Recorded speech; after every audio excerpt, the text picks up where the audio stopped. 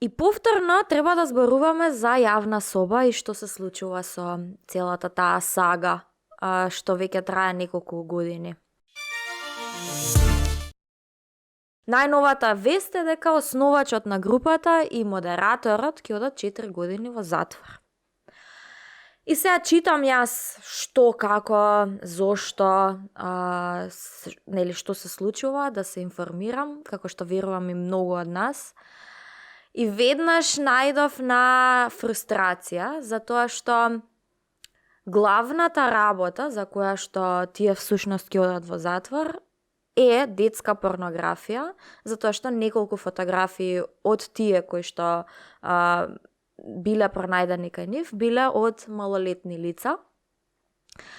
И покрај тоа што се пронајдени други 100.000 фотографии, нелегално споделени од девојки, од жени, за нив воопшто не се зборува. Битно е дека имале неколку фотографии со малолетни лица. Да, не викам дека тоа не е огромен престап, нели? Детска порнографија е нешто прелошо и нормално дека треба да се одговара за тоа.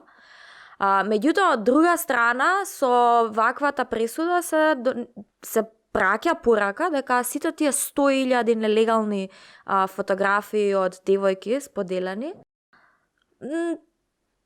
не се важни. Воопшто не се рачунаат за некаков престап.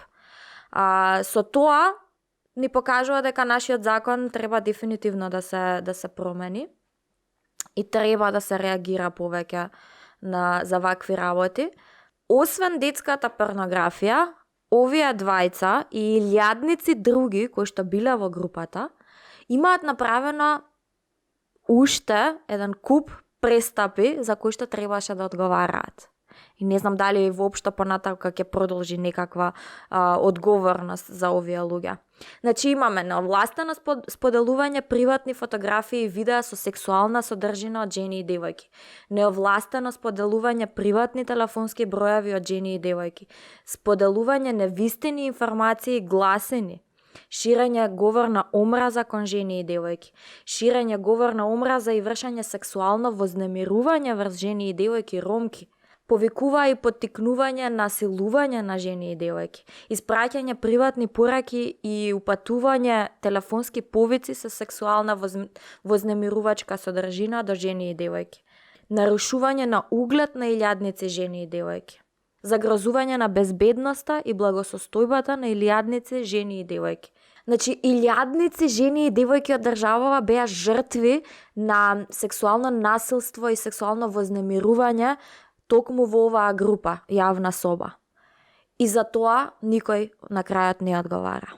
Јас сум прилично сигурна дека се уште постојат вакви групи, помали, се уште не се излезани од контрола, како што излезе од контрола оваа група. И сега, кога всушност гледаат овие луѓе дека не се казнува, дека можат да си поминат тек така, ништо нема да ги спречи и понатаму да го прават тоа. Мислам дека сме се уште многу далеку од тоа да сите бидеме информирани и едуцирани за тоа што е окей и што не е окей. Има многу работи кои што во нашето општество се уште се као, ништо тоа, а во суштина се загрозување на нечи туѓа благосостојба и туѓо ментално здравје на крајот на денот.